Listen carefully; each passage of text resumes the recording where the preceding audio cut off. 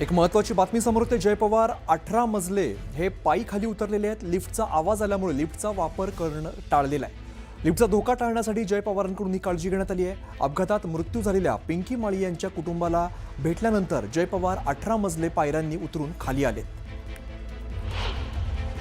पिंकी माळी यांच्या कुटुंबियांच्या भेटीसाठी जय पवार आलेले होते, मात्र लिफ्टमधून आवाज आला आणि बिघाड झालेला कळल्यानंतर त्यांनी थेट 18 मजले पायऱ्या उतरत ते खाली आलेले आहेत। श्रीकृष्ण आवटी आमचे प्रतिनिधी आपल्याला अधिकची माहिती देत आहेत। कृष्ण, आपण बघितलं होतं खरं तर जय पवार भेट देण्यासाठी आलेले होते पिंकी माळी यांच्या घरी, मात्र काय नेमकं घडलेलं आहे? 18 मजले पायऱ्या उतरत ते खाली आल्याची बातमी समोर येते।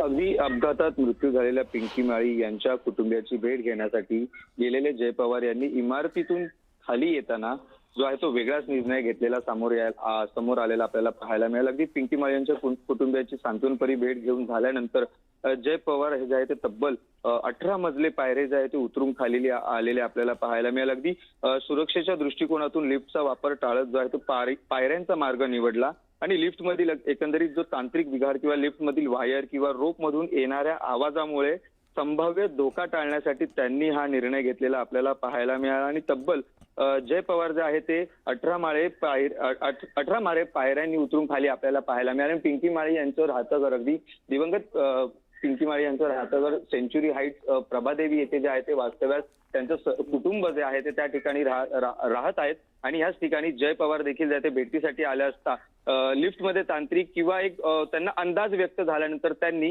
पायऱ्यांचा मार्ग जो आहे तो निवडलेला आपल्याला पाहायला मिळाला।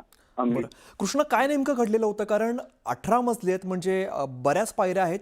कसा नेमका आवाज आलेला होता किंवा काही तांत्रिक बिघाड झाला असं काही स्पष्ट झालेलं होतं का?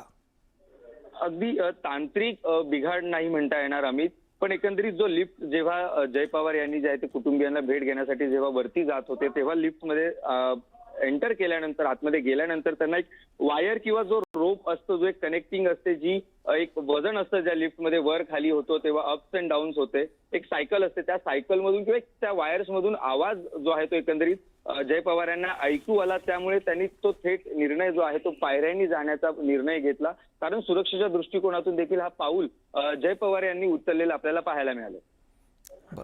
धन्यवाद कृष्ण या माहितीसाठी।